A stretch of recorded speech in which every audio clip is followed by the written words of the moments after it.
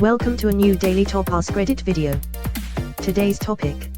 What is something you silently judge people for? Being obliviously in the way.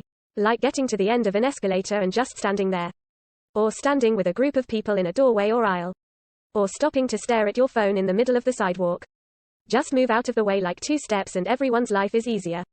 I've encountered people blocking the aisle in the store. They'll be standing there having a conversation and blocking the entire aisle. Yet when you say excuse me, they give you a dirty look like you're in the wrong for asking them politely to get out of way. One of the first things my mom taught me when I was a kid and we were in the store is never blocked the aisle. It's rude. They turn their cart horizontally and lunge to the other side to scan the shelves. I hate when PPL leave their paper coffee cup on a random shelf in Walmart when they're done with it. That's so gross and entitled. Throw away your own garbage. I used to work at a grocery store. Publix. People would leave chicken bones from the fried chicken in the deli all throughout the store. You lose a lot of faith in humanity working with customers. I used to be a people person until people ruined that for me. Fat people who I see running. I judge them in a good way. I always root for them. Plot twist. Plot twist, they are chasing the fat person. I'm currently the fat person at my gym. I just started a month ago. I have not yet lost weight, but I can feel some actual muscles beneath the fat now. Every experienced gym goer in there is looking at you feeling nothing but pride and respect. Because they all know how difficult it is to start and make a change for yourself. Keep grinding biceps. Being shit parents. Had a lady come to the shop with her daughter. Kept yelling at her, calling her stupid.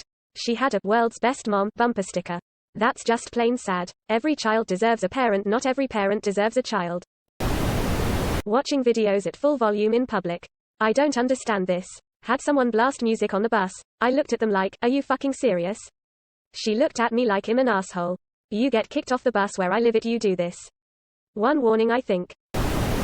People who keep their dogs on chains outside 24/7. When I taught in Detroit, USA, the family across from my school had their dogs chained up with no dog houses or anything. Before I left for summer break, I called the Humane Society. When we got back in the fall, there were 2 giant dog houses with straw, or hay. A fence, kinda crappy but still, and much happier looking dogs. I would have rather them go inside, but if I had lived there, I would have wanted watchdogs too, I guess.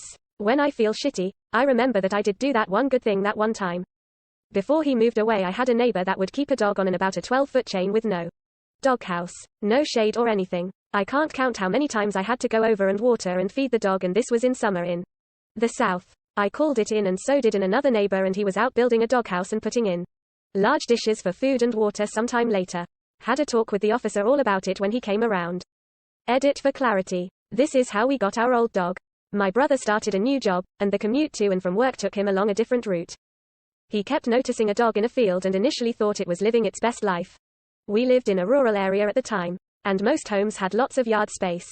Eventually he started to get suspicious that the dog was always in the same, or very close to, spot. So one day, he took a closer look and realized the dog was not only tied up but was covered in cigarette burns. And had very little to no water. So my brother just grabbed the dog and brought him home. As far as we know, no one ever looked for it. We had that dog for about 12 years, and he was honestly the best boy. I don't recommend dog theft, but I kinda recommend dog theft. That's not dog theft, that is dog liberation, my friend. Littering. Littering and smokin' the reefer. How they treat clerks. Literally all it takes for me to have a nice day at work is customers who treat me like a human being. The third one is coming out soon apparently.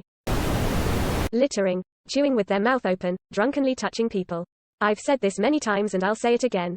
Never drunkenly touch people. Always do it when you're sober. Be a sober groper.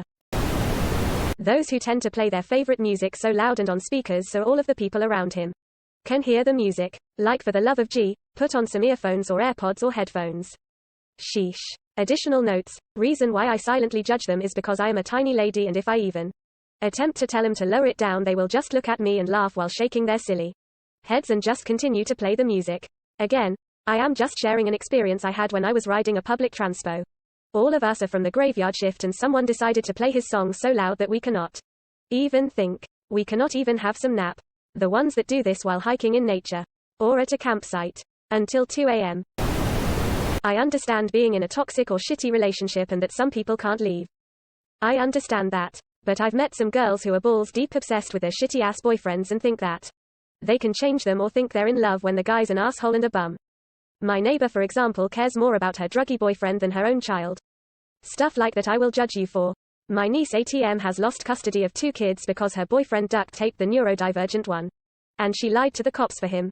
A girl I know's boyfriend bit her baby because it was crying and then lied to the cops to protect him.